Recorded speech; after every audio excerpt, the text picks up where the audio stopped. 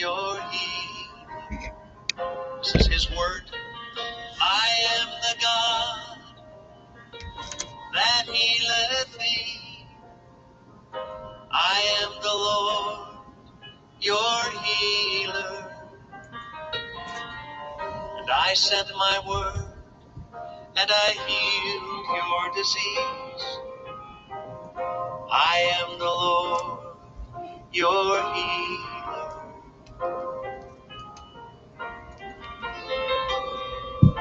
You sent your word, and you healed my disease.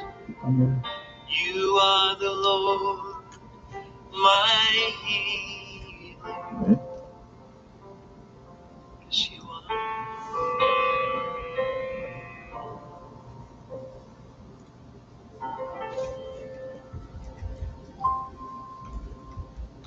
Whether therefore ye eat or drink, or whatsoever ye do, do all to the glory of God.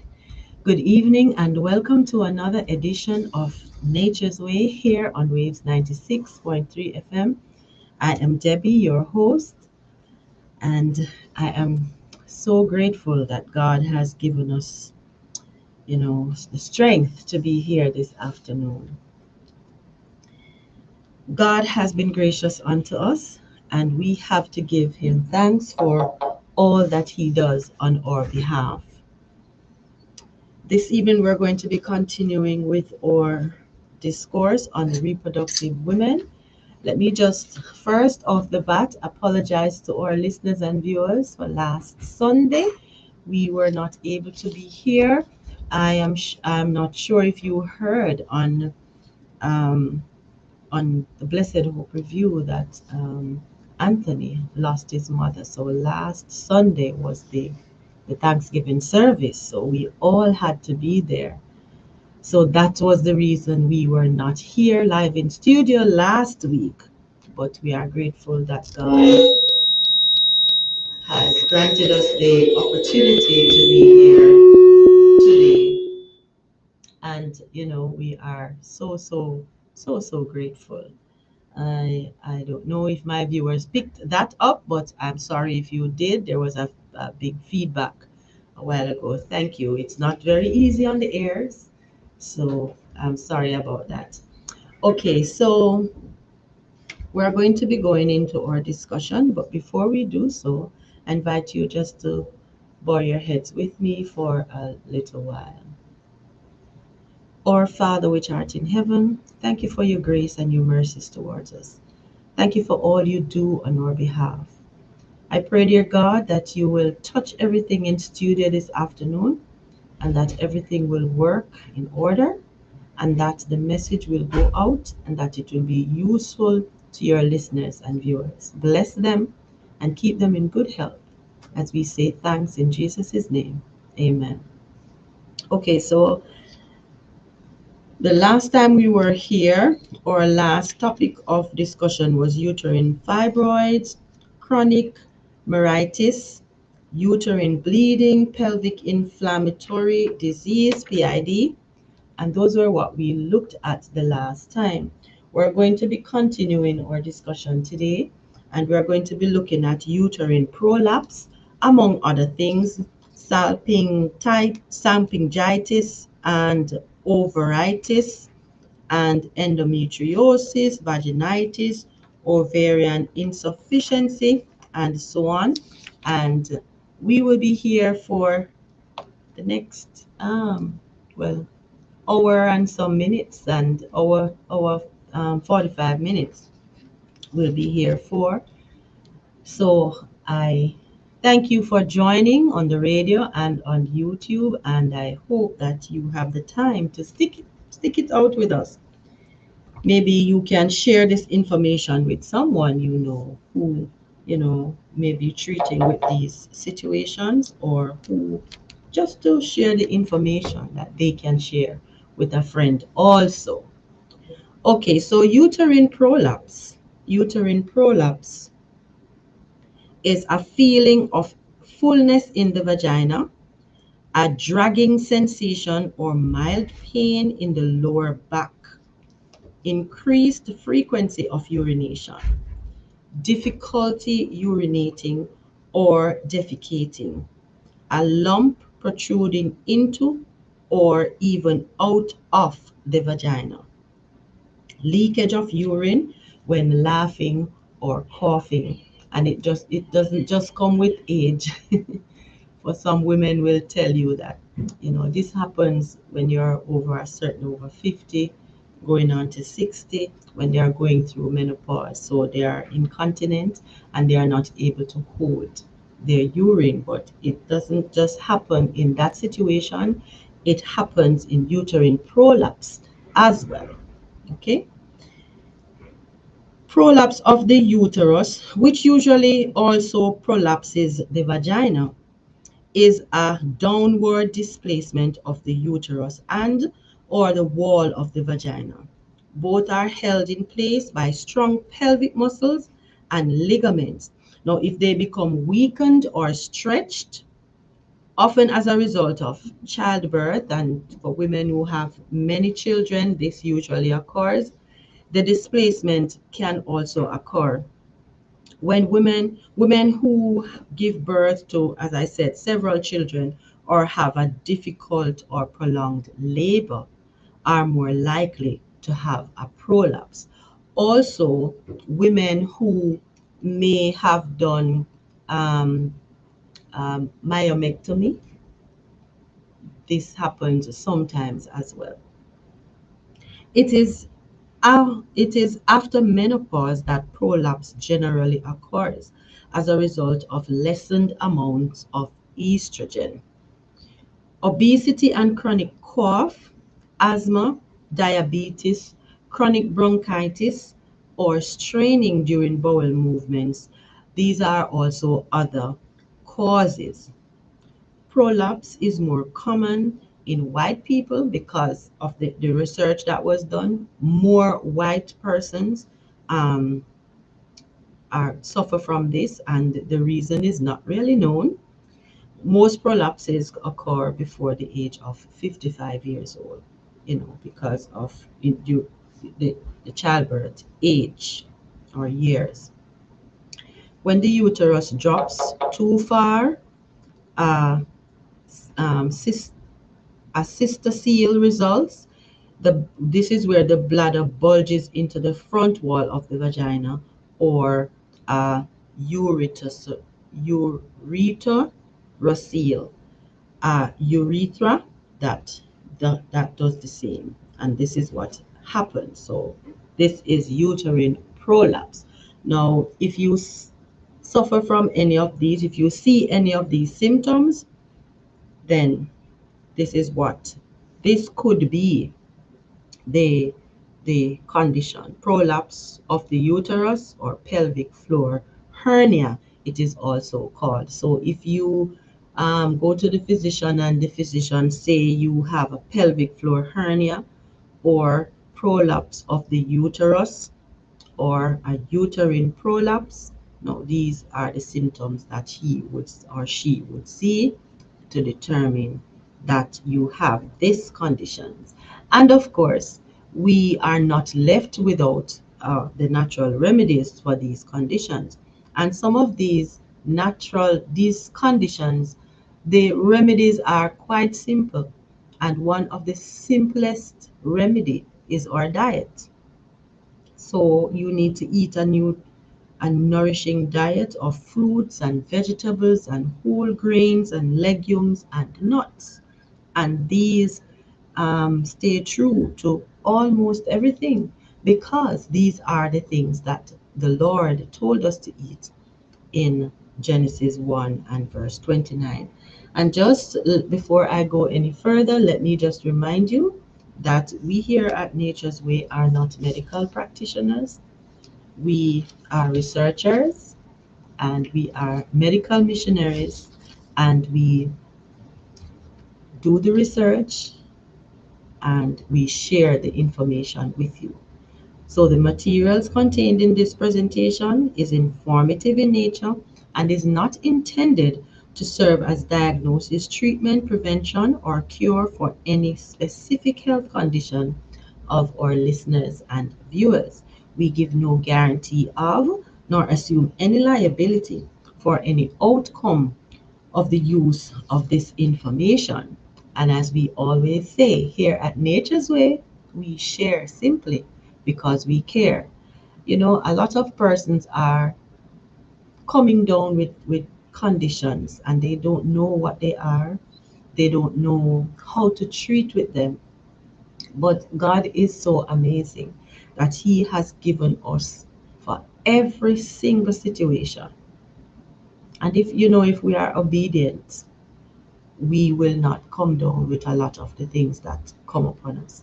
Our diet is very, very important. Sometimes we lax a little and we go out of the realm and we do or we consume things that we're not supposed to consume.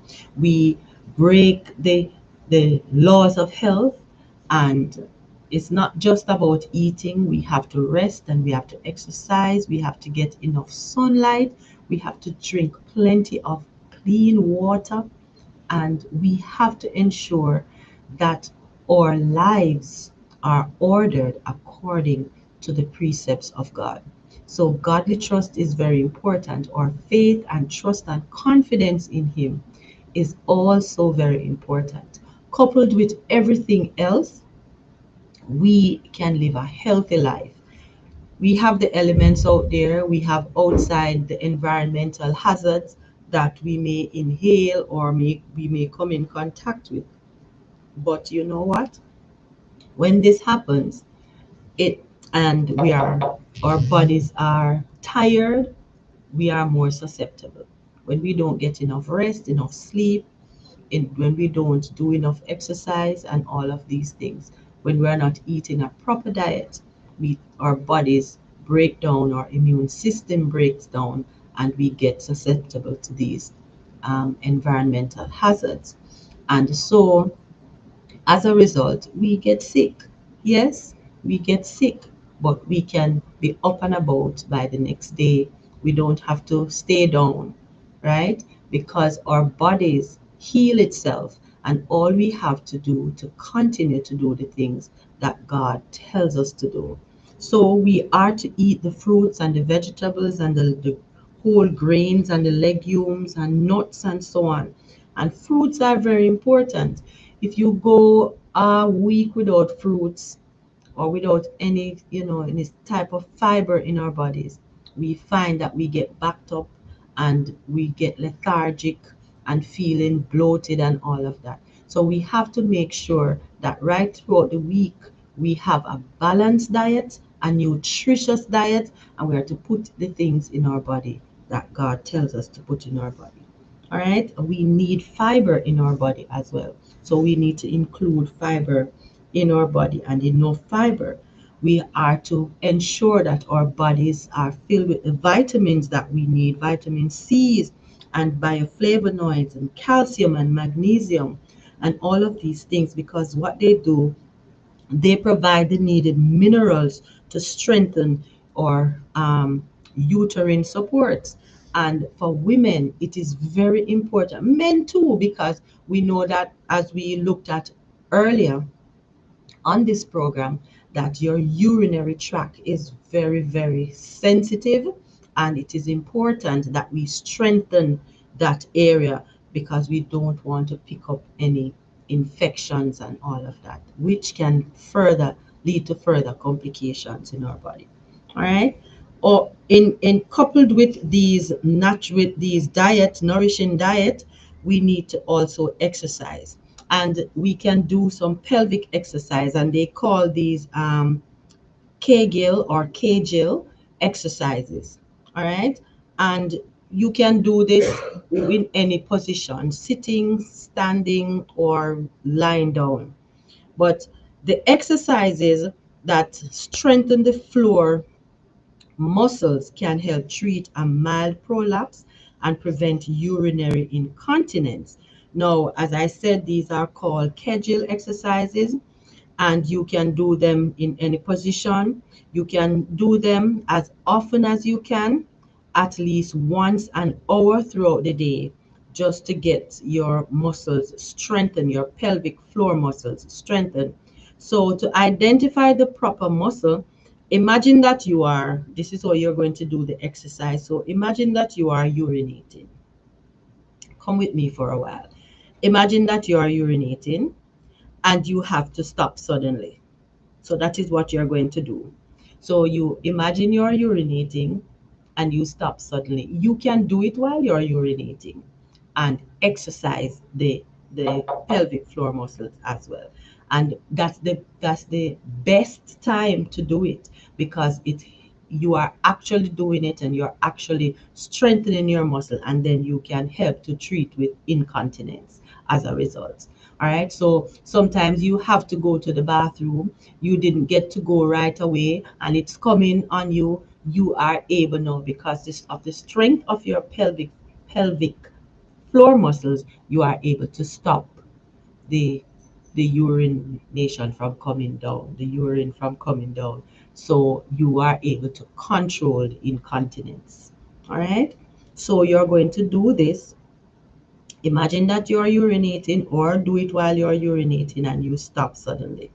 So the muscles which you feel tightening are the pelvic floor muscles that support the bladder, the uterus, and also the rectum. So you are going to contract, which is tightening these muscles, and hold for about 10 seconds. All right, and then you're going to relax it slowly, not suddenly. You're going to do it slowly, because remember, you're trying to control the muscles, how they work. All right, so you're going to contract or tighten these muscles, as I said, hold for 10 seconds, and then you're going to relax slowly.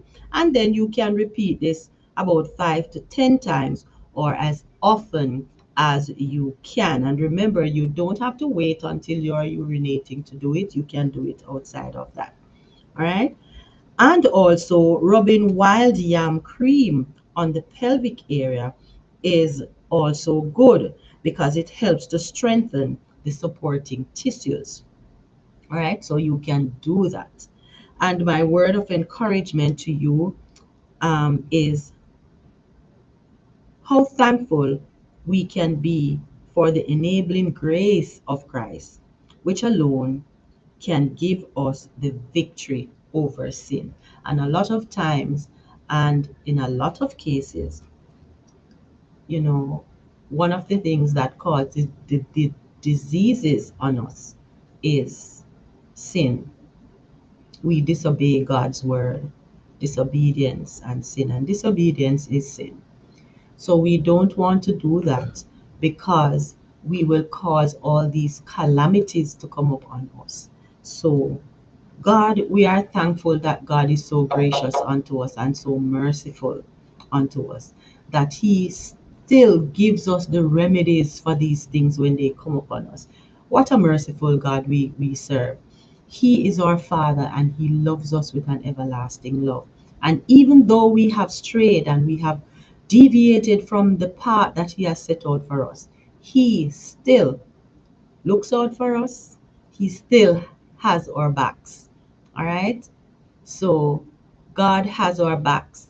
He has given us the information.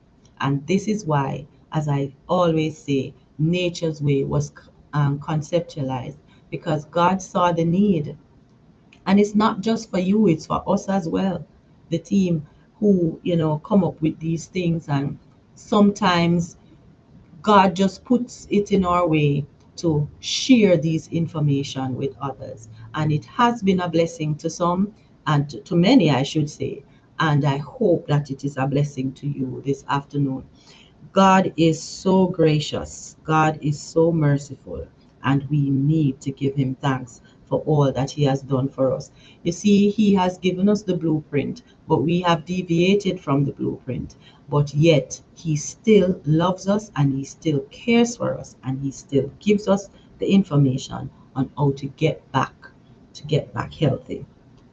Now, salpingitis and ovaritis is the other thing that I'll be looking at, and this is the salpingitis is fallopian tube inflammation, and ovaritis of course, is the ovarian inflammation.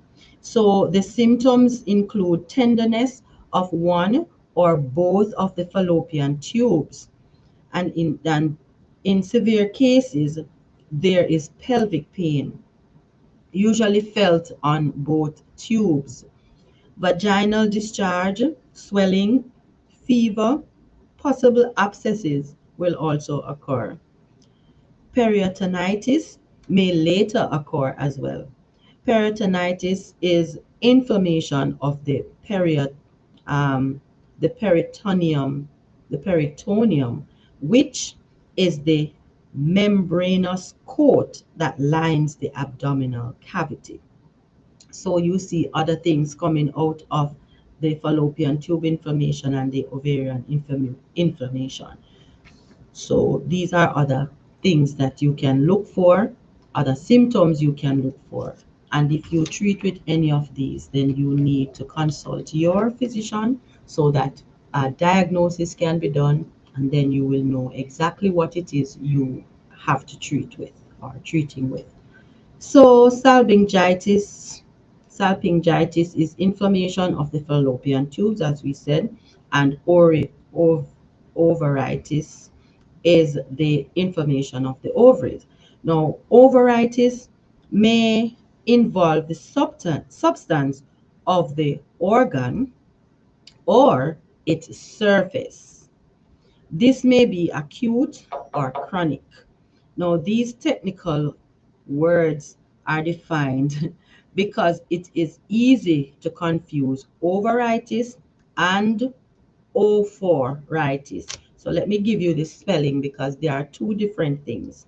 All right, and in the medical literature, they may sound alike, but they are two different things. So ovaritis is ovaritis, and that has to do with your ovaries. The other one is oophoritis, that is ovaritis, and that is something different. All right. So the fallopian tubes and ovaries are normally protected by the acidic vagina, the mucus plug of the cervix, and the cilia in the uterus and fallopian tubes. But there are 5 situations during which infection can more easily penetrate those delicate organs. And during menstruation, the vagina is alkaline, the plug is gone, and only a healthy flow protects the fallopian tubes and ovaries from infection. So if there isn't a healthy flow, then you are more susceptible to infections. Sexual intercourse with an infected individual who has a venereal disease can also result in those problems, and this is, you don't want this. Activity during a period can introduce bacteria as well. During and just after childbirth is also a factor. All right. Following an abortion. Now, it has been well documented that abortion clinics tend to operate on a mass production basis instead of the careful and sterile conditions one would find in a hospital operating room. So persons who visit these clinics have to be very careful, and more often than not, persons come down with infections after visiting these clinics, and stated here that most times it's because of a mass production. All right, we are now at 4:31 p.m. You are tuned in to the Nature's Way program here on Waves 96.3 FM. If you're just joining us, welcome, and please stay tuned as we share this information with you on reproductive women. Now, use of an IUD, as I mentioned in another program, is also a significant cause of infection. All right. General innovation or local congestion due to a variety of causes, ranging from poor diet, overwork, constipation, pelvic infections, etc. So all of these can, you know, result. Once salpingitis or ovaritis occurs, there is a 70% likelihood of sterility. So we have to be very careful. And it's persons who find it difficult to get pregnant later on in life, these are some of the contributing factors. And, this is what we want to prevent. So some of the remedies that persons will use are, of course, some natural remedies, but more often than not, when you go to the physician, they will um, prescribe antibiotics because, of course, there would be a, an infection. But these antibiotics, prescribed antibiotics, only work for a short term basis.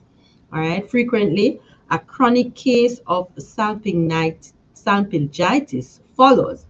And while it is being treated, scar tissue and other blockage can occur on the tubes as well because of these many side effects.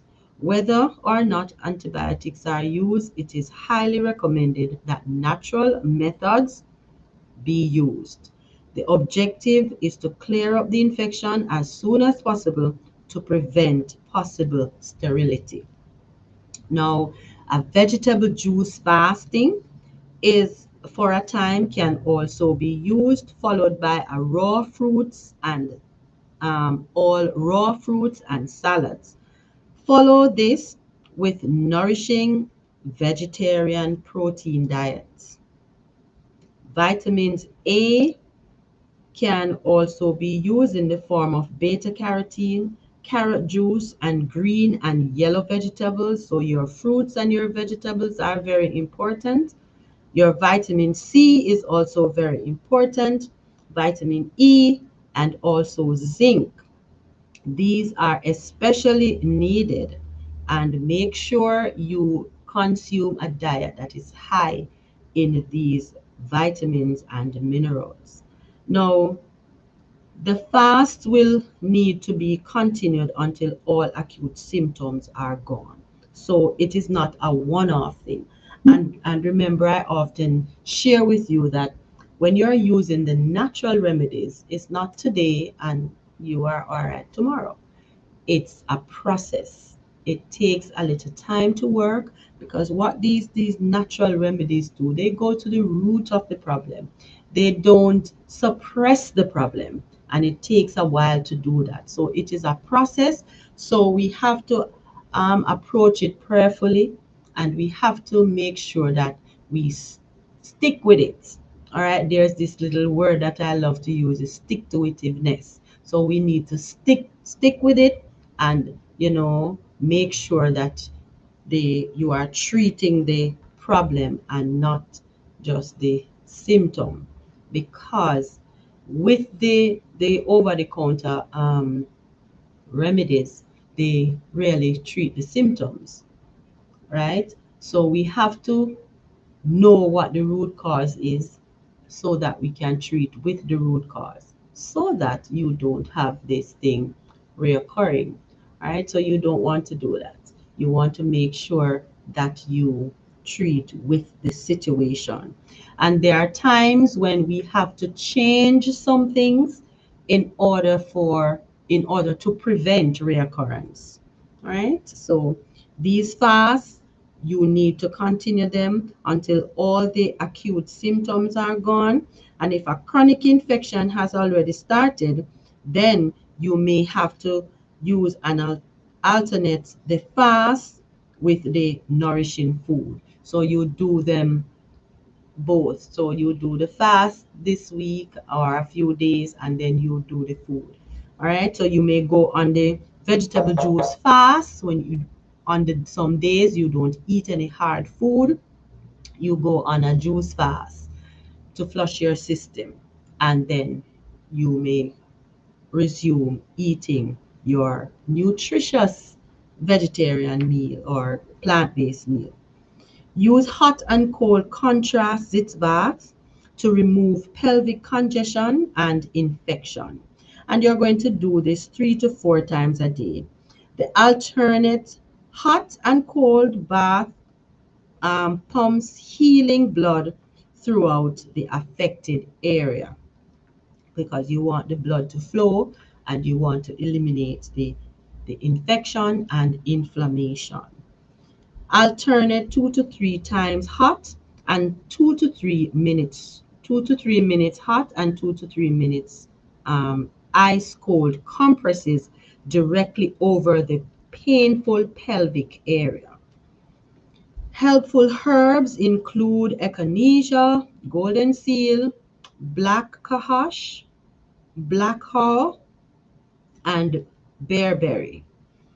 Now, there is a douche for ovarian infection, and this is a natural douche. And how to prepare it? You are going to prepare a rosemary tea with 1 teaspoon dried rosemary to 2 quarts boiling water. And you're going to steep it and then you're going to let it cool. Use for 7 days as a vaginal douche, or you can also use red raspberry, preparing it in the same manner as you would. So let me tell you how you're going to prepare it again. So you're going to make a rosemary tea um, with 1 tablespoon dried rosemary to 2 quarts of boiling water. And it's the same way you're going to prepare the red raspberry. You're going to use 1 tablespoon red raspberry to 2 quarts boiling water, and you're going to steep it and let it cool, and then you're going to use it for 7 days as a vaginal douche, and this will help with the um, with your fallopian tube inflammation or ovarian inflammation. Okay, so there are some other things that you can do. Make sure that whenever we are sick, whenever we come down with something, rest is very important. And this is also one of the 8 laws of health. And some of us don't like to rest because there's a lot to do, and when you are not there to do it, it doesn't get done, and you sit and you think about that. So resting is not an option for some of us, but we have to rest. Sometimes if we don't rest willfully, we are forced to rest.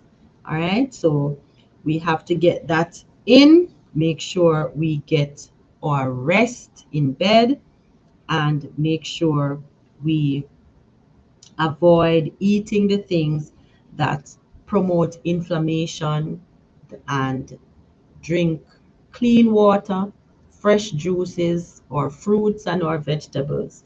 And we have to check our diet. Our diet has to be up there.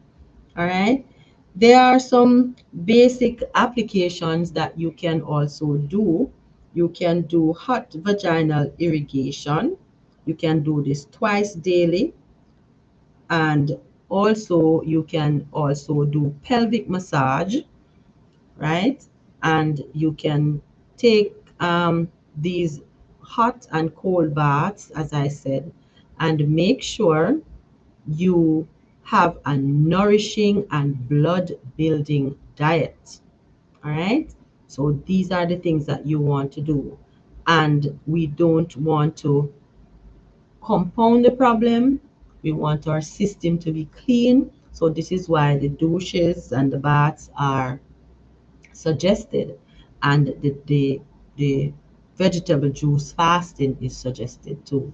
So we want to make sure that we keep our bodies healthy, and while we are treating with one situation, we don't get infected while we are treating it. All right, so this is what we want to do.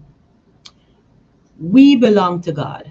We know that He made us, so you are the Lord's. He created you. You are his by redemption. He gave his life for you and I. So we are to preserve every portion of the living machinery that so that we may use it for God. Psalm 16 and verse 5 reminds us that we are God's. Okay? So we need to use this machinery for his glory. Remember, as our theme text says, whether therefore ye eat or drink or whatsoever ye do, do all to the glory of God. And our own purpose is to glorify God.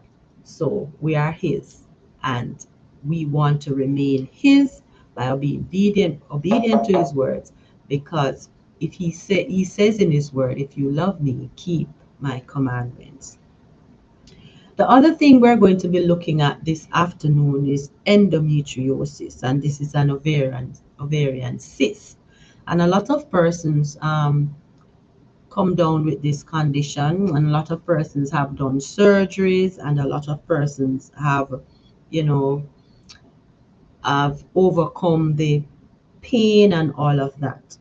But sometimes these persons go right back to consuming the things that in the first place contribute to this condition. And one of the things that I want to say to you this afternoon is that, you see, when we get sick and we treat with the problem, and some persons prefer to go to the doctor and get their medications and to get treatment and all of that. But when you overcome this problem, it is not wise for you to go back to your regular lifestyle, all right? Because you are going to be susceptible to that same condition and other conditions. So, my encouragement is that we check what we do when we are sick and treating with the problem. We continue, to eat a proper diet and continue to practice the 8 laws of health. And don't just do it just to get better or to feel better. Let us do it because it is what we are supposed to do. All right. So endometriosis, which is an ovarian cyst. Now the symptoms include abdominal pain, back pain, pelvic pain, constipation, some bladder problems, bleeding between periods, very painful menstrual cramps, and the passing of large clots and shreds of tissue during menses. In 30% of the cases, there are no symptoms, and iron deficiency anemia commonly occurs in this situation. All right. So some of the causes is that the tissue cells, which appear to be like those in the endometrium, then that is the thin lining of the uterus, are able to grow elsewhere in the abdominal cavity. The ligaments, ovary, bladder, rectum, bowel, appendix, etc. They grow there. It is now 4:46 p.m. and the time is swiftly running by. So please stay tuned. And if you are just joining us, welcome to Nature's Way here on Waves 96.3 FM. So the lining of the uterus, which is the endometrium, so those little tissue cells, which appear to be like those in the endometrium, which is the lining of the uterus, are these grow elsewhere in the abdominal cavity. And these areas may be your ovary, your bladder, your rectum, your bowel, and appendix, etc. They rarely occur outside of the pelvic area. These tissue implants, wherever they settle in the body, will be affected by estrogen and will bleed during the monthly cycle. Endometriosis is generally diagnosed between 30 and 40 years of age, and about 25 to 30% of white women have it, but blacks rarely do have this condition. And even though the statistics and most persons you may know may have this condition, more whites get it than blacks, according to the study. There is a hereditary factor passing from mother to daughter as well. The problem lessens during pregnancy and lactation, and it sometimes does not return. But more often, it does return and continues until menopause, after which time it becomes inactive, though scar tissues remain unless hormone replacement therapy is done after menopause. And as I said, sometimes it occurs, more often it occurs because reoccurs because persons continue with the same lifestyle, the same diet, and all of that. All right. So even after treatment, even after you have recovered, or some persons do surgery, but during the treatment time, you may, you know, adjust your diet somewhat, keep that up so that it doesn't reoccur. A frequent result of endometriosis is the inability to become pregnant. Many women who have the disorder have never been pregnant, and if it's too severe. Now, one of the things that contribute to this thing is tampons, and a lot of mostly younger women love to wear tampons. Tampons reduce the internal flow and can increase the likelihood of developing or increasing the implants. They also increase pain and cramping.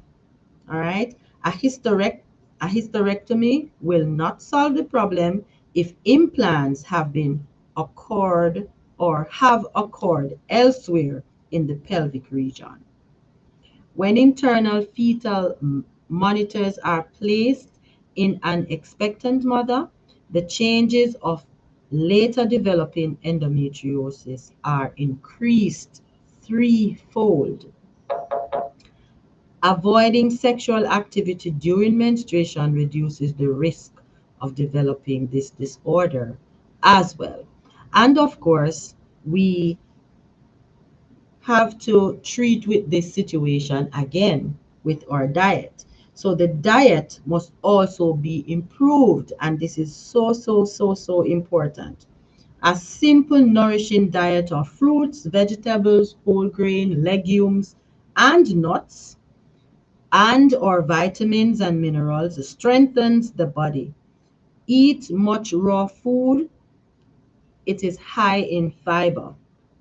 Drink carrot juice daily.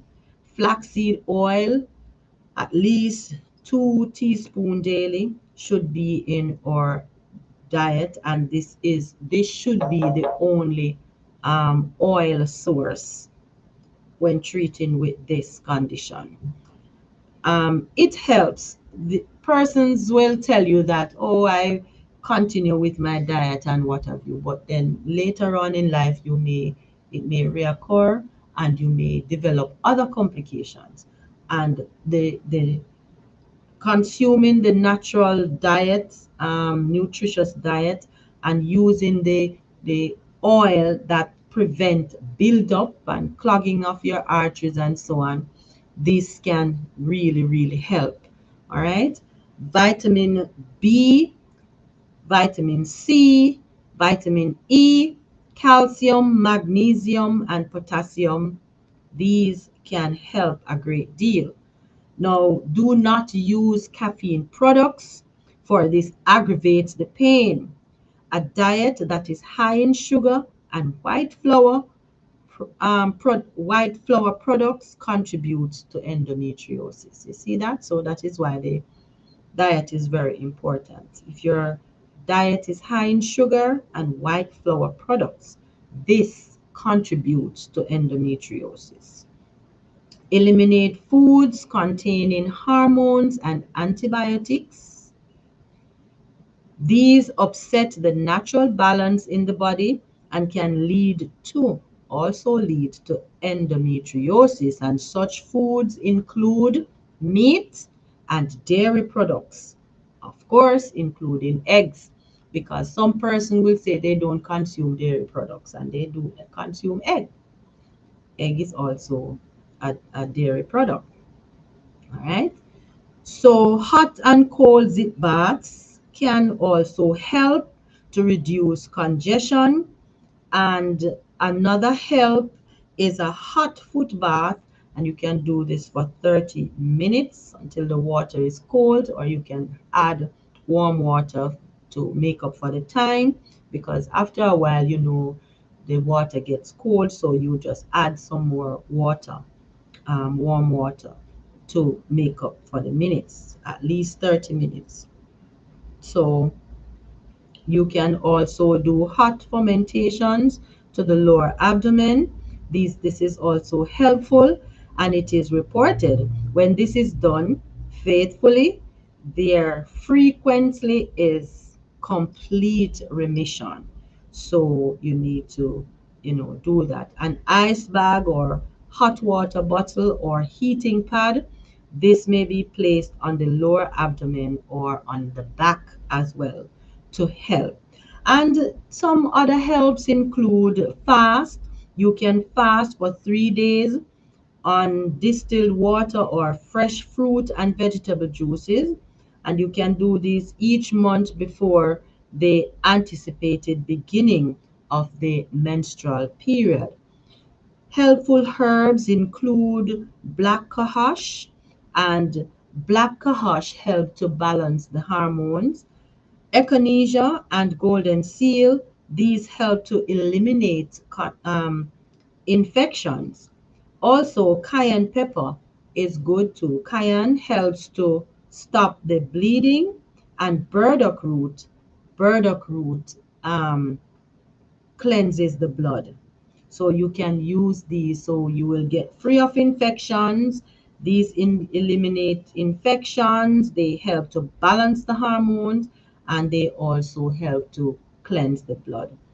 And if our blood is clean, well, we will be healthy. With the rich promises of the Bible before you, you can have assurance of God's love for you. As you read the promises, remember they are the expression of unutterable love and pity. God loves us. Revelation 21 and verse 4. He loves us, and let us be assured that He does. He must love us if He gives us all these information when we so much, have deviated from the path that He has set out for us. The other condition that we're going to be looking at is ovarian insufficiency. And I didn't even know this was a condition. And it's a simple symptom, an inadequate amount of female sexual hormones that are being released by the ovaries. And the causes, this ovaries store and release eggs, as we know, which pass along the fallopian tubes into the uterus. But they also produce important female hormones, estrogen and progesterone. But secretion of these hormones is controlled by the follicle stimulating hormone and the the luteinized hormone, which are produced in the pituitary gland in the brain. Causes of ovarian insufficiency may include poor diet again, lack of exercise and overwork, lack of rest, overwork, lack of exercise, immobility, and poor diet. We are not consuming a nutritious, balanced diet, and this is so important for us. So these are the things that can contribute to ovarian insufficiency because of our diet and because of the fact that we are not including the 8 laws of health in our lives. This can contribute greatly to ovarian insufficiency. And of course, we need to eat a nutritious diet full of fruits, vegetables, whole grains, legumes, and nuts. And also, our vitamins and minerals are important. We need to drink some carrot juice on a daily basis. We need to make sure we have our daily intake of flaxseed oil, at least 2 teaspoons on a daily basis. This should be our only source of oil, especially when treating with this condition. Vitamin E is also important, and vitamin C. These are very important. Make sure we obtain adequate rest and do some outdoor exercises, mild exercises. You don't have to be too intense or overdo it to strain your muscles. You just want to get your blood warm and flowing. All right. So the seed oil of the evening primrose helps to balance the hormonal system. So you can use the evening primrose oil, seed oil. An infusion of damiana leaves regulates menstruation and stimulates ovary function. So you can use that as well. You can drink that as a tea. And also it helps to, other extract, plant extract, and you can use extract of the plant and powdered root of the pasque flower. This stimulates the ovaries and it calms the menstrual pain and it also regulates menstruation. So these are the remedies for ovarian insufficiency. And diet again is very important.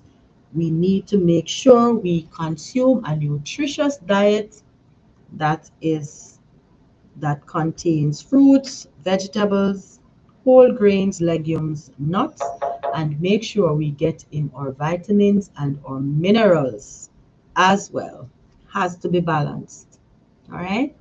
Obedience to God's word is our only safeguard against the evils that are sweeping the world to destruction. Obedience to God's word. And there are a lot of things that are going on in the world today. A lot of persons are coming down with health issues. I'm not sure if in the history of the world that so many persons come down with so many illnesses. The hospitals are overfull. The doctor's office is bursting at its seams. And we need to ensure that we take our health seriously. We need to ensure that we take our health seriously. Some person may say, but if we don't get sick, the doctors don't get paid. They have their work to do as well. They have their work to do. But remember, it is your health, your responsibility. So you need to take care of you. And the things that you eat, drink, wear, put on your body is everything. That, the environmental hazards and all the things that are out there contribute to how healthy we are. So we need to do what we can do to stay healthy. So if you are serious about your health, stay tuned to Nature's Way and we will guide you on the path to a healthy, wholesome living. The other condition we are going to be looking at this afternoon is vaginitis. And the vaginitis has other aspects to it. It's vaginal candidiasis, yeast vaginitis, and atrophic vaginitis, bacterial vaginosis, and so on. So we're going to be looking at some other conditions under vaginitis. All right. So the symptoms include vaginal pain or tenderness, itching, increased vaginal discharge, burning sensation, painful intercourse, and painful urination. Vaginitis is an inflammatory infection of the vagina, and there are four types. And they are: one, yeast vaginitis, as I said, also called Monilia or vaginal candida, or yes, vaginal candida. Now, the yeast infection causing it is candida or albicans. It is more common in pregnant women and with diabetes and diabetics. Also, as common are these on those persons who are on antibiotics, oral contraceptives, or long-term steroid therapy. Now, these persons are susceptible to this condition, yeast vaginitis. Changes in the vaginal pH caused by tap water, tub baths, certain additives to bath water, and some chemical douches permit the yeast to grow in the vagina. The discharge is moderate in amount, but it is thick, yellowish, or white and curd-like. So it may cause severe itching of the external genitalia. Yeast vaginitis is the most common form of vaginitis. And there is another one called um, trichomoniasis. So no, trichomoniasis. This is caused by Trichomonas vaginalis. This is the protozoan which likes an alkaline environment. It may be sexually transmitted. Both should be treated at the same time. If in that case, in the man, there are no symptoms, but in the woman, there is a greenish white or heavy yellow frothy discharge which may have a slight odor. The discharge causes itching, burning, and reddening of the skin. If it spreads to the urethra, there may be frequent burning urination. Right. Fragile, which is a medicine for this, is known to cause cancer in animals. So sometimes you may go to the doctor and they give you something called Flagyl. No, Flagyl this is a medication that is used, and one of the side effects, it causes cancer in animals. That was the test that was done. And if this medication causes cancer in animals, I personally wouldn't want anything to do with it. So if I am diagnosed with this, I would try to get the natural remedies, because this also is a contributing factor to cancer, and I don't want that. All right, nobody wants cancer.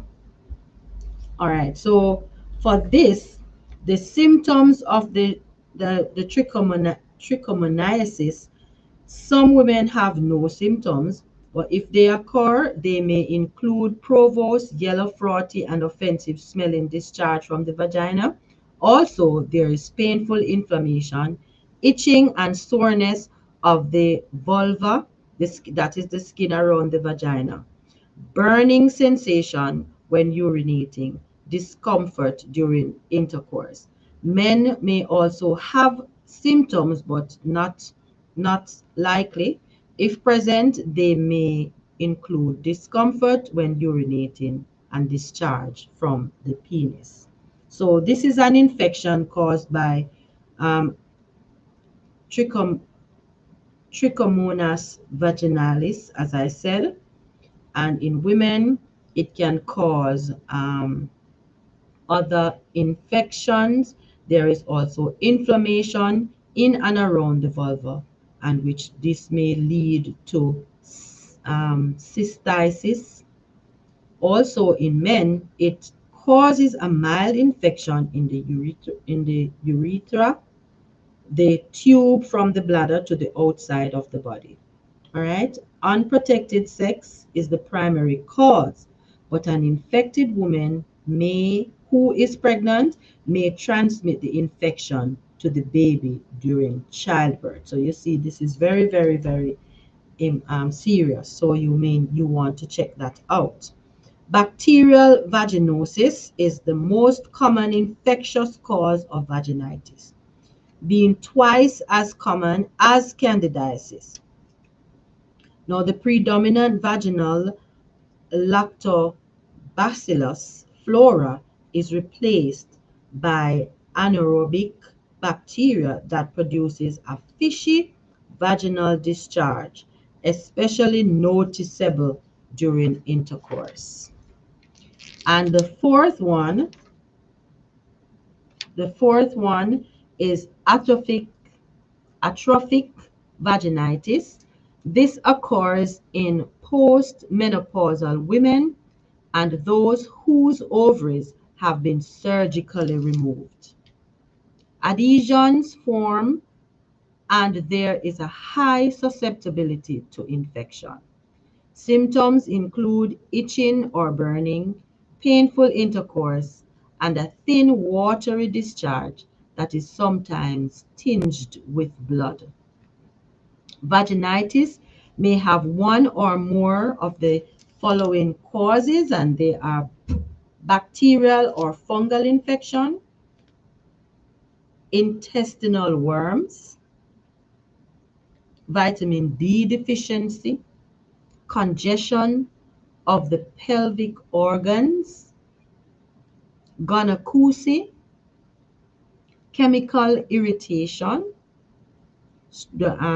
from strong douches, mechanical irritation, which contributed by wearing tampons, drug medications, and deodorant sprays.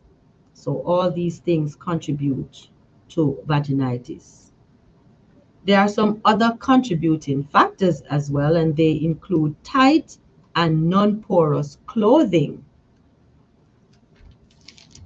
and also persons who suffer from diabetes. These and they and use and also the use of antibiotics on a regular basis. The birth control pill causes a B6 deficiency and changes the vaginal pH. So this is why this usually happens. Also, pregnancy. Pregnancy makes the vaginal pH somewhat more alkaline and also contributes to its high glycogen content. Now, this is favorable to yeast infection. Tight-fitting synthetic underwear provides poor ventilation and a warm, moist environment for yeast infection to occur. Eating excess sugar, diet again, and refined carbohydrates feed yeast infection. This is important. Alcohol also changes into sugar or glucose, which is glucose in the body. Normally, the pH of the vagina is acid. Anything that alkalizes it contributes to vaginitis. Causes include diabetes as well, menstrual period, pregnancy, and the time just after a miscarriage or an abortion. The most common after effect of antibiotic therapy in women is a vaginal yeast infection. After about 5% of women given tetracycline for acne develop vaginitis. So this is a study that was done, and they have found out that women who have done antibiotic therapy, and about 5% of the women that were given tetracycline, and this they got this for treating acne, they develop vaginitis. Frequent douches also upset vaginal pH and flora. Excessive sex or intercourse without proper lubrication irritates the vaginal walls as well. Intra-uterine devices such as IUDs, these produce a favorable environment for yeast infection. They reduce normal vaginal secretions. So this is why they are a high risk of infections.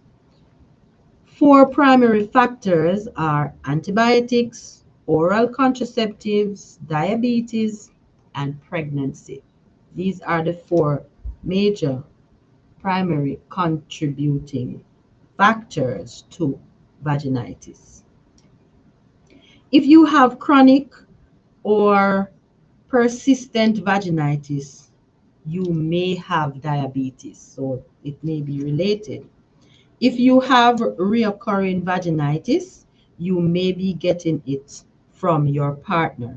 So both persons need to be treated, be tested and treated. One or other form of vaginitis accounts for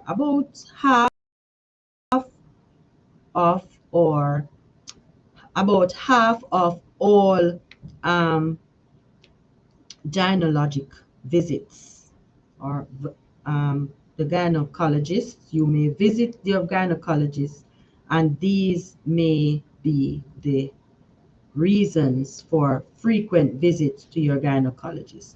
All right. So these are some of the things that, these are the four vaginitis. These are the four types of vaginitis. And let me just tell you them again. Yeast vaginitis, trichomoniasis, bacterial vaginosis, and vaginitis, atrophic vaginitis. All right, so these are the four.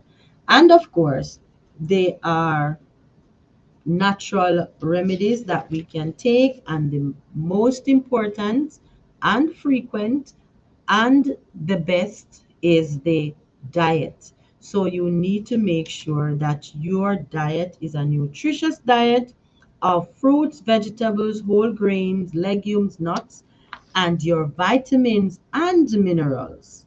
All right.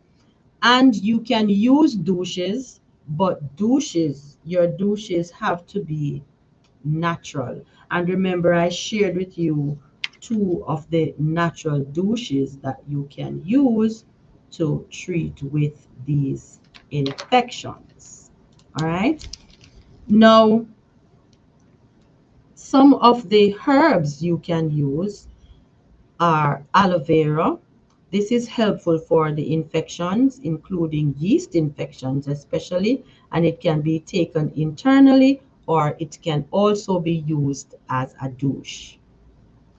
Also helpful are bayberry, golden seal, yarrow root, marshmallow root, calendula, chamomile, pardiaco, and dandelion as well. Good afternoon, Angela. And well, it happens sometimes. Sometimes you attend classes late, but better late than never. Welcome, Angela. Yes. So we are looking at some herbs that we can use for vaginitis, and the other four that we have looked at. And just to remind you of them: yeast vaginitis, trichomoniasis, bacterial vaginosis, and atrophic vaginitis. All right, so we are looking at the herbs now. The diet, as we said, you must have a nutritious diet of fruits, vegetables, whole grains, legumes, and nuts, and your vitamins and minerals. These are very important. Make sure you consume plenty of clean water as well to help to flush your system. And the herbs include aloe vera. Aloe vera is very helpful for infections, including yeast infections. And aloe vera, as we know, can be taken internally, and we can also use it as a douche. All right. And other helpful herbs are bayberry, golden seal, yarrow, and marshmallow root, calendula, chamomile, pardiaco, and dandelion. Now, combine equal amounts of powdered echinacea, chaparral, golden seal, and squaw vine, and you're going to fill. You can use these to use them as capsules, right? You're going to use these are the powdered forms now of these herbs. And you can get that little capsule thing, and you can make them, you can full them the gelatin capsules, and you're going to take 2 capsules 3 times a day before meals. Also, you can take a teaspoon of garlic oil with meals to treat with this condition. Golden seal. Golden seal is a broad spectrum herbal antibiotic. It contains berberine and hydrastine.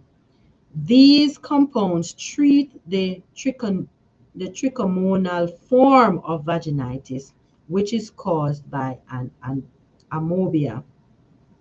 Take it orally as a tea. You can take it as capsule as well as a tincture. All right. Combine golden seal with echinacea, which is both antibiotic and immune stimulating. You can add 1 ounce each of echinacea roots and golden seal roots, ginseng roots, yellow duck roots, and 2 ounces of echinacea roots. You can do it that way. So it's one for all the rest and 2 ounces of echinacea root added to all of that. So in total, you're going to be having 3 ounces of echinacea root. Either prepare it as a tea to drink or put the mixture into the gelatin capsules and take 2 to 3 times a day, 2 to 3 a day. All right. So the for you are to make sure you have adequate rest, a healthful diet, and meticulous personal hygiene with frequent bathing, and this is very important. All right.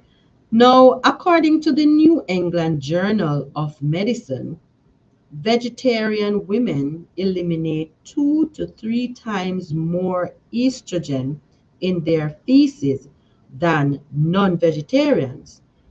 They eat diets low in fat and high in fiber, and that's the reason. So, you can also make sure you include in your diet vitamins A, because a vitamin A deficiency can be detrimental. Include adequate fiber in the diet as well. All right. So make sure you um, include fiber in your diet because this is very important. You see, when you go, you get rid of the waste. That the waste that is backed up will normally cause infection. Eliminate coffee, alcohol, sugar, and refined carbohydrates. Eliminate those from your diets. Diets high in sugar can radically change the normal pH of the vagina, and then you cause additional problems. One research study showed that vaginitis may be due to milk or pollen allergy. So you want to stay away from the dairy products as well. Okay? Do not take iron supplements. Infectious bacteria require iron for growth, but you do not take iron supplements, especially when you are treating with the infections, because infectious bacteria require iron for growth. That means you're going to be strengthening the growth of this infectious bacteria. So, you don't want to take the iron supplement. Your body, the food, enough iron in the food that you eat.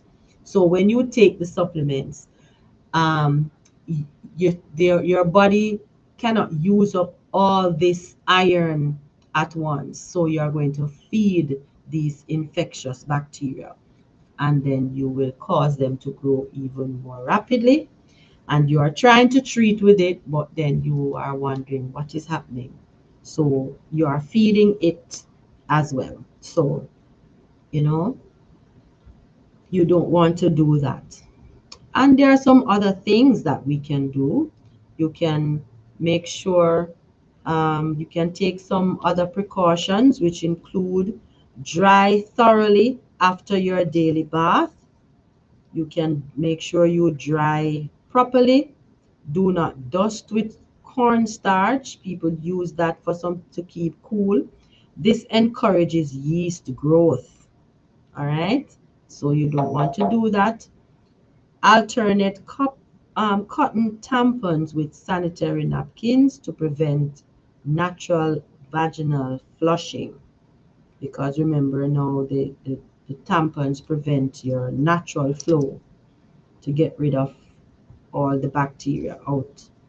Each time you use the bathroom, day or night, wipe front, from front to back, away from the vagina.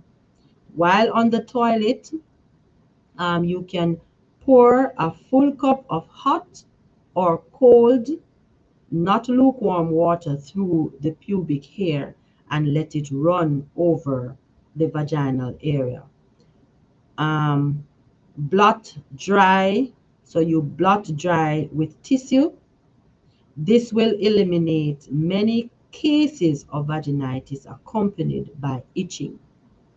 The vulva must be kept as clean as possible and very, very dry because infection spreads in moisture and heat.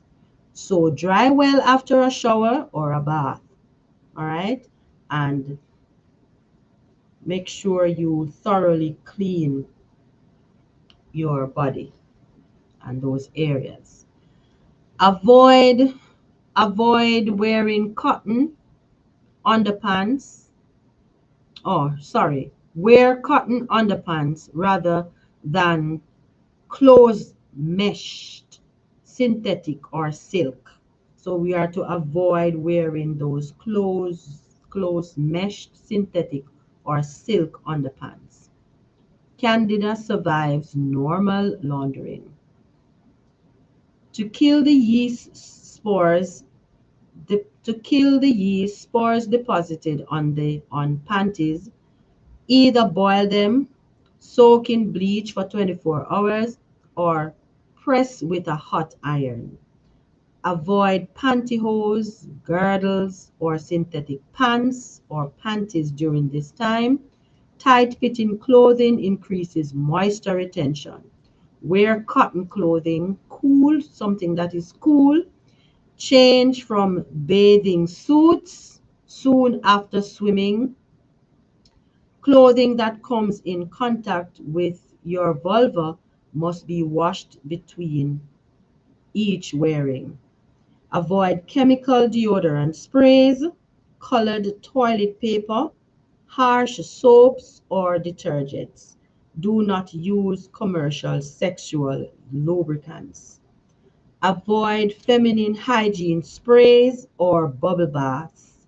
The chemicals in them can induce vaginal problems. Synthetic hormones, including birth control pills, can alter the hormone balance of the vagina. Avoid the use of dry tampons. They can injure the vaginal wall. If you must use them, alternate with pads part of the time. When washing underwear, do not wash it with socks and stockings, lest foot infections be transferred to the pelvic organs. Cotton underwear can be microwaved to destroy yeast, or better yet, use a hot iron. You can um, do this, keep it, keep the iron on it for a few seconds to kill whatever bacteria and infections. Do not have, um, when you are treating with this problem, you need to, do not have marital relationship during menstruation as well, during pelvic problems or other infections, right? At least wait before going again, perhaps a few days after, and then, your husband will understand. So, and he too will need to be treated if um, needs be, because sometimes the reoccurrence may be a factor that he too might be infected. All right, so he will understand. If he really loves you, he'll be able to wait, and both of you can get treated and to eliminate the problem. All right, if you have vaginitis, alert your husband so he can be treated as well, and otherwise you may get reinfected. So it's a partnership. So you need to ensure that both of you are treated so there isn't a reinfection or a reoccurrence. Now that is it for vaginitis, and I hope that you have learned something. Sometimes we need to stop and take stock and do some little things that will help us to stay healthy. And sometimes out of pride and or shyness, or we don't talk about these things, but we need to have that communication so both partners can be healthy, because you don't want to be getting sick all the time and reinfecting each other, and then later on, lead to further complications. By sin, earth was cut off from heaven and alienated from its communion. But Jesus has connected it again with God's throne. His love has encircled man and opened the way, so you can find God anew and walk with him every day. All right? So God, even though we have cut off ourselves from him, he still reaches out to us. He still gives us the information. He still cares for us so much and loves us that he wants us to be healthy. It is now 5:30 p.m.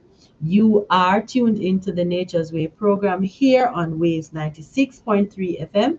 I would really love to hear from you if this information has been useful, if you have enjoyed this programs before or this program, and to share some of the topics that you may want us to discuss on this program, or you can just simply reach out and say hello. We appreciate your company, we appreciate your comments. Remember to subscribe and share this program. This is a very important information, that you get on a weekly basis, and we want you to share it with others. And we appreciate your company here at Nature's Way, and we surely do appreciate your comments. Just let us know that you are out there and you are listening. All right, thank you. The other condition we'll be looking at is vaginal discharge. And we're going to be looking at that as well as, of course, or the natural remedies that you can use. And we're going to also, if we have time, look at leukorrhea as well and a couple others if there is time, because this I really want to finish this one this week so that we can start a new topic for the next week. All right, so vaginal discharge, the irritation of vagina and vulva. These are the symptoms: redness, intense itching, odor, discharge of mucus, and pain during intercourse. Now, these are the symptoms of vaginal discharge. The causes include a mucus discharge from the vagina is normal during the childbearing years, especially as part of the menstrual cycle. The discharge may be abnormal if it is excessive, yellow or green, odorous or offensive in smell, and causes irritation or itching. Vaginitis, which is the inflammation of the vagina, is among the most common cause of vaginal discharge, and it is often accompanied by itching of the vagina and vulva, as we looked at earlier. A normal discharge is used by the body to eliminate toxins, but this discharge can become abnormal when there is a bad diet and lifestyle. Because of the modern Western diet, discharge problems have been quite common. And persons just eat anything and do anything. The diet is loaded with fat, which stimulates fat cells throughout the body to produce estrogen. The lack of fiber among the excess estrogen encourages the growth of intestinal bacteria, which converts bile acids into additional estrogen like hormones. Using birth control pills affect the mucous membranes of the vagina, increasing or decreasing the discharge. They disrupt normal vaginal health by causing it to become too alkaline. This condition encourages the growth of bacteria and the fungus known as Candida albicans or albicans. Allergies are another cause of abdominal discharge. Foods, especially food additives and colorings, may be the source, or it may be soaps and bubble baths as well. All right. So these are some of the things. And another thing, as we said earlier, the vaginal discharge can be caused by vaginitis and any of those other four conditions that we mentioned earlier. Also, birth control pills, a diet that is loaded with fat and not enough fiber or lacks fiber, allergies, and so on. Some of the soaps and deodorants and those, bath deodorants and bubble baths and so on that we may use may cause these infections. So, we want to make sure that when we are eating, we eat or a nourishing, simple diet of fruits and vegetables, grains and legumes and nuts as well as our vitamins and minerals. We can't overemphasize this. And the yellow orange food, we need to eat plenty of them. Or carrot juice, we need to have our carrot juice, and we need to ensure that we have our daily intake of at least 2 teaspoons of flaxseed oil. All right, and this we are encouraging should be our only source of oil. Vitamin C, vitamin E, and the our daily intake is also important. Do not overeat. Avoid high fat foods, especially animal fat and full fat dairy products. They cause imbalanced estrogen levels. Obesity increases the number of fat cells in your body. Avoid concentrated starches, no fried, sugary, and salty foods. Avoid those. Obtain adequate rest and get outdoor exercise. All right. And, you know, all those things that I mentioned earlier, those herbs and those other helps that I mentioned earlier for vaginitis, you can use those same remedies for vaginal discharge. All right. And just to remind you of some of these herbs: aloe vera, bayberry, golden seal, yarrow, and roots, calendula, chamomile, pardiaco, and dandelion. Golden seal is very, very important as well. And when you combine golden seal with echinacea, this works both as antibiotic and immune stimulating. So these are very good. Echinacea root, golden seal root, ginseng root, yellow duck root, and you can combine all of these. You can prepare a drink, or drink it as a tea, or you can put it in the capsules. You can take it in capsules form, or you can also use it as a tincture. All right, make sure you get a lot of rest, a healthful diet, and make sure you practice proper hygiene. All right, and these things we need to avoid wearing those tight fitting underclothing, and make sure we wear cool clothing and keep the area dry. Bacteria thrives in moisture and heat, and we don't want this. And make sure that you don't take iron supplements, because iron supplements encourage the growth of infectious bacteria, and you don't want that.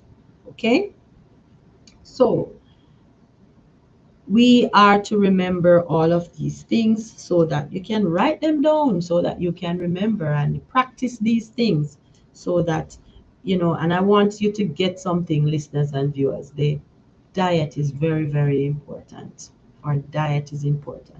And make sure we get enough rest. The 8 laws of health comes to life here, because when we are rested, when we get enough exercise, we make God our center, and we do the things that we are supposed to do. Go out in the sun, get some sunlight, and drink plenty of water.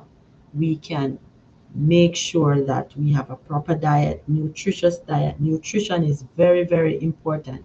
And if I don't know if you realize, but in all the remedies that we share, nutrition is important. Our diet is important. Yes, drink adequate amounts of water. Swish it around in your mouth before swallowing, and that's the proper way to drink water. Thank you, producer Libert, for sharing that information, for reminding us how we can drink the water. Some persons just put the container to their heads and they just drink it down, but that causes you to go to the bathroom so frequently, and it just pass through your body. So give the water the opportunity to work, to lubricate those sections of your body that needs lubricating, and ensure that it takes the toxin from the areas that it's supposed to take it from, and then you pass it out. And it is okay if at the initial stage your urine has that yellow look, it means that the water is working. But keep at it, and after a few visits to the bathroom, you will see that it is clearing up, and you continue this process on a daily basis. And then, it what we consume also, it will take away, and also not just what we consume, the environmental factors too that contribute to our bodies getting toxic. We that will help to eliminate those toxins as well. So keep at it on a daily basis. Adequate amounts of water is very, very, very important. All right. There never was a more important time to than now.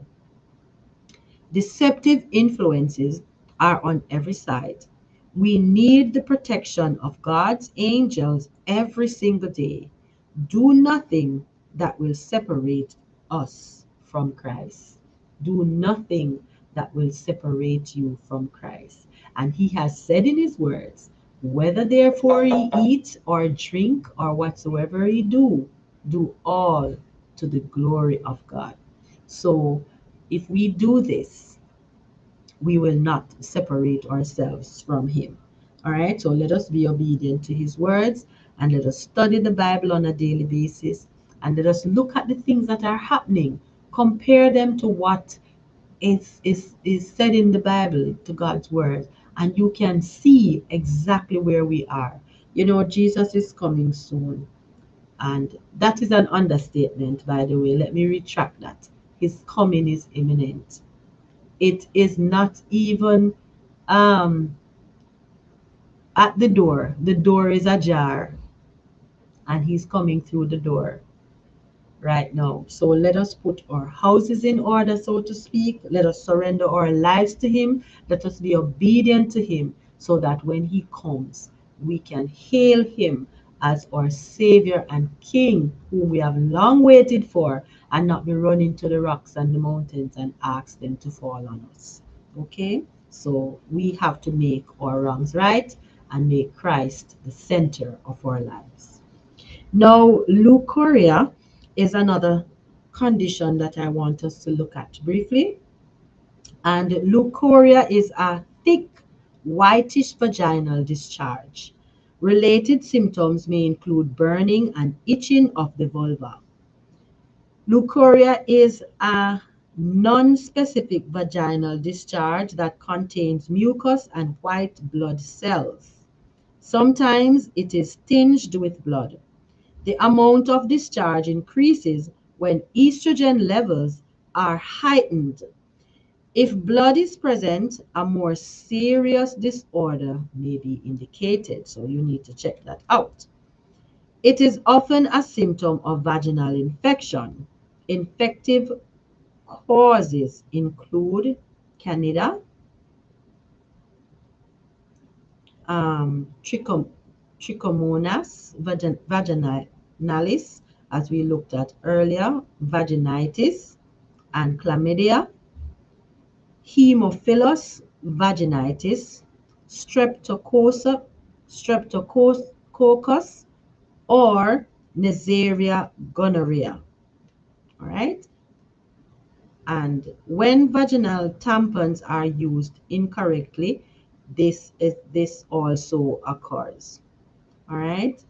Culture growth to bacteria and examination of discharge under a microscope is needed for specific diagnosis. So that's what the physician will do, to your gynecologist will do, to get the specific diagnosis.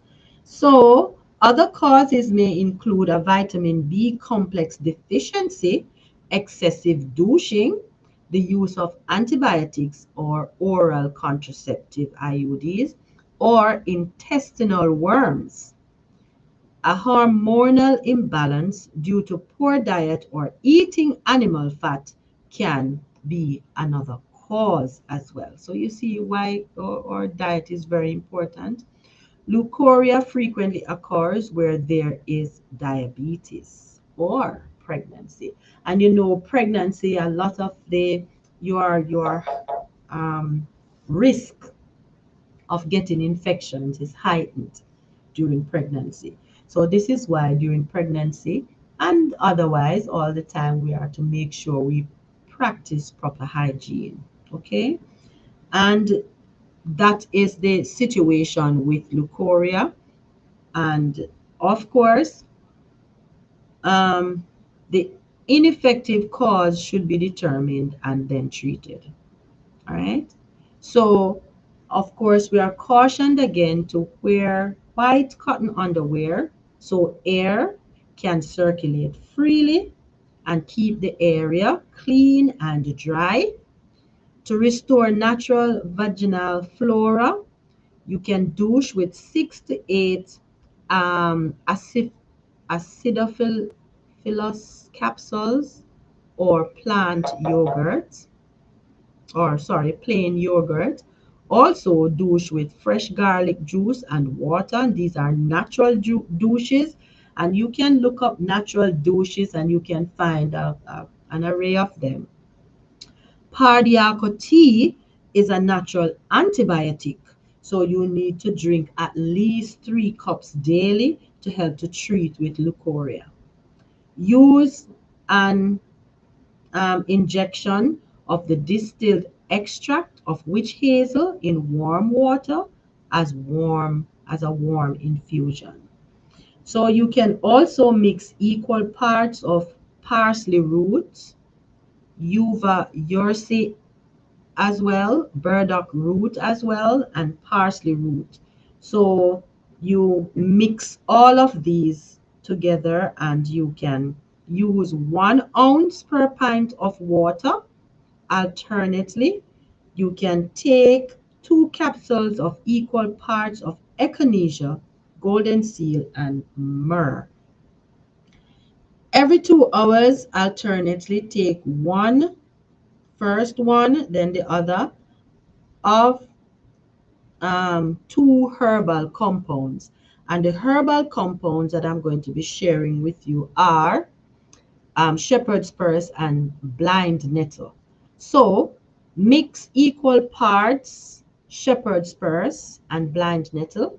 Steep 1 teaspoon in half-cup boiling hot water. Take 1 to 1.5 cups a day, unsweetened, in mouthful doses. So you're going to so you take this in mouthful doses.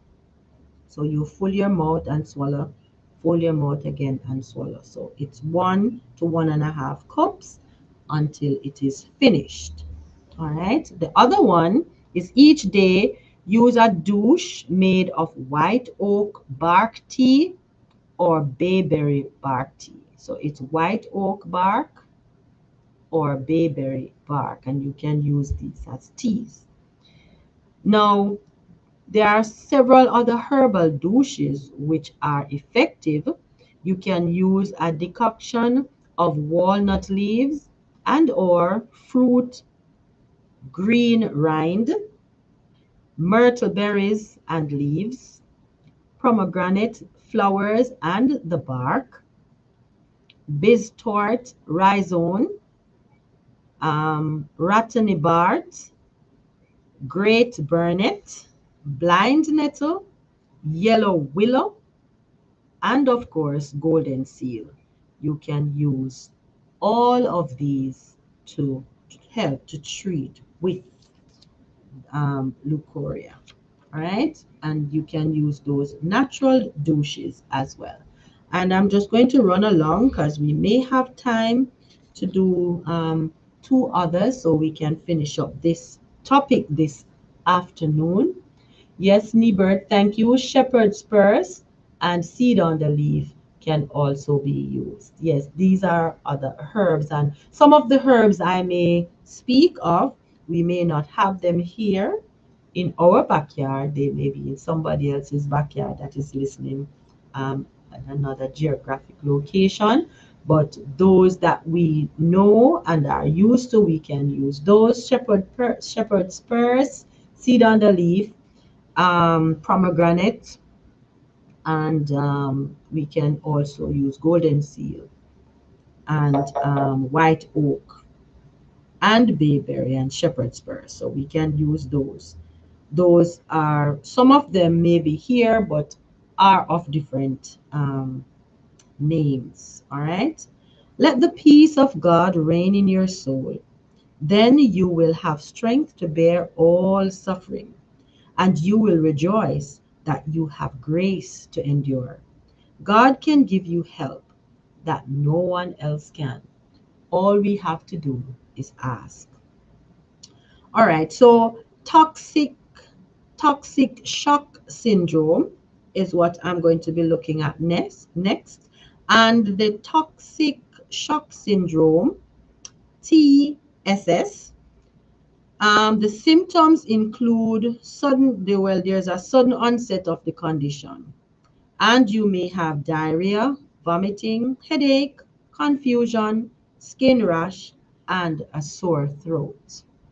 There can be rapid deterioration and even death within 48 hours. So this is very, very serious. All right. So prevention is far better than treatment. Aside from the name, this is an acute disease, an actual disease.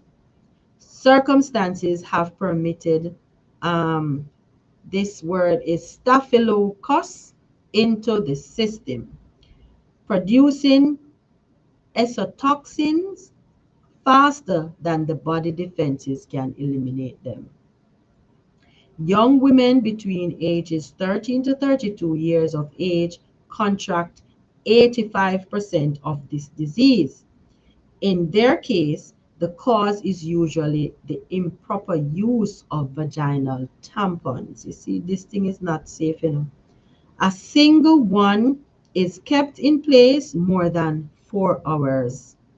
This produces an ideal environment for rapid staphylococcus growth with terrible consequences.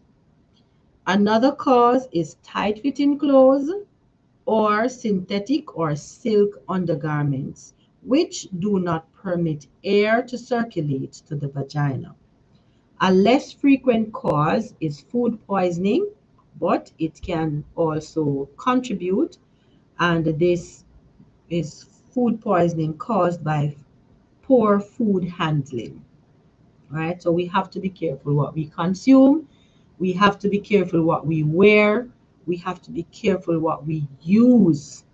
All right, so this is very important, and this can lead up to death within 48 hours because your body is now poisoned with all these bacteria and all of that. So we have to ensure that we practice proper hygiene. And for those persons who like to wear tampons, please do not keep them on for up to 4 hours and more. This can cause serious infections, toxic shock syndrome. And from you hear that, you know that that is dangerous. Toxic shock syndrome. It means that your body is not able to fight these toxins as quickly as they come. So let us try our best to endeavor to be safe and to be practice proper hygiene. Where if the person treats with these conditions, immediately take the person to the emergency room at the hospital. Do not let the staff make you wait a while. And that is difficult, but you need to explain to the hospital staff that, listen, this is serious. The person needs fluids and electrolytes by IV along with penicillin at that point, so that the body can help the body to fight against the bacteria. Praise the Lord. Talk of his goodness. Tell of his power. He is the health of your countenance, your Savior, and your God. Psalm 92, 1 to 2. And I just want to finish up this topic this afternoon, so I'm really going to run along. Um, There is a hysterectomy, this condition, and a hysterectomy, there are symptoms that you need to look out for, and one of them is depression. After a hysterectomy, post hysterectomy, this is a condition that happens after a hysterectomy was done. Depression, urinary tract problems, joint pain, headaches, dizziness, insomnia, fatigue, loss of bone mass, and increased likelihood of heart disease resulting from a hysterectomy. Okay? A hysterectomy is the surgical removal of the uterus. It is done to remove fibroids 30% of the time, endometriosis 20% of the time, or uterine prolapse 18%. There are three types of hysterectomies, each more complete than the preceding one. So you have partial hysterectomy, where the uterus is removed, but the cervix and other female reproductive organs remain. Total hysterectomy, where both the uterus and cervix are removed. And you have pantyhysterectomy. Yes, this, the uterus, fallopian tubes, and ovaries are removed. Certain difficulties lead to the decision to have a hysterectomy. These may include urinary tract problems, lengthy and heavy periods, a heavy and bloated feeling, abdominal swelling due to fibroids, infertility resulting from fibroids or endometriosis, or reactions to drugs given for endometriosis. All right, yet the problems resulting from a hysterectomy are, if any, more significant and sometimes devastating. All right, so the hormones suddenly stopped, that sends shock waves through the entire system, and lack of those hormones can result in immense bone mass loss, osteoporosis, and greater likelihood of heart disease, urinary tract problems, dizziness, insomnia, etc., headaches, and so on, and general fatigue. Even those women who do not have their ovaries cut out still experience a drastic lessening of estrogen output. In addition, menopause begins years earlier for half the women who are spared their ovaries. All right, depression may also occur, and also, it has been estimated that many of the 600,000 hysterectomies performed in America each year, according to a study, are totally unnecessary. Uh, Totally unnecessary. All right. So it is frequently recommended that a hysterectomy be performed to eliminate fibroids since they might be malignant. But modern technology permits them to be examined by ultrasound or for abnormalities. All right. So if you have had a hysterectomy, you need to eat a nutritious diet with vitamin and minerals, high foods high in vitamins and minerals. This will reduce the amount of estrogen deprivation, especially if you still have your ovaries. Vitamin B complex, vitamin C, all of these to bowel tolerance without producing a slight diarrhea and so on. These are very important. Vitamin E, calcium, magnesium, potassium, flaxseed oil. Very, very important. Things to avoid are caffeine, dairy products, processed foods, meat, sugar, and fry foods. Okay? If you do use hormonal replacement therapy, take the lowest dosage possible. All right. So if you have had a hysterectomy, make sure you eat a nutritious diet of those things that I mentioned earlier, your fruits, your vegetables, your grains, whole grains, and nuts, and so on. All right. This is all the time I have. I hope from this topic that you have learned something and that it was beneficial to you. My encouragement to you is to keep your thoughts on Christ and the heavenly world, and you will have more strength for the trials of life. Talk his praise and rest in his love.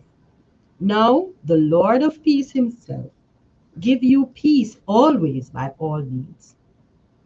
Many who are sincerely seeking for holiness of heart and purity of life seem perplexed and discouraged. Darkness and discouragement will sometimes come upon the soul and threaten to overwhelm us. But we should not cast away our confidence. We must keep the eye fixed on Jesus, feeling or no feeling. We should seek to faithfully perform every known duty in His enabling strength, obey His written word, which is the Bible, and then calmly rest in the promises of God. If we would permit our minds to dwell more upon Christ and have the heavenly word, we should find a powerful stimulus and support in fighting the battles of the Lord. Besides the loveliness of Christ, all earthly attractions will seem of little worth. How very thankful we can be that we can walk closely with Christ every day. You will draw strength from praising Him. Rejoice in His saving grace. By His enabling strength, keep His Ten Commandments, moral law. His Ten Commandments, His moral law. The Our Father says, Beloved, I wish above all things that thou mayst prosper and be in health. And this is my word to you this evening. I pray that you have enjoyed this program and it has been beneficial to you. Have a safe week, and it's goodbye from Nature's Way. Let us pray. Our Father in heaven, thank you for your words. Thank you for your words of reminders. Help us, dear Lord, to surrender our all to you and be obedient to your word. Keep us healthy, I pray, and say thanks in Jesus' name. It's goodbye from Nature's Way. Until next Sunday, please stay faithful and stay healthy.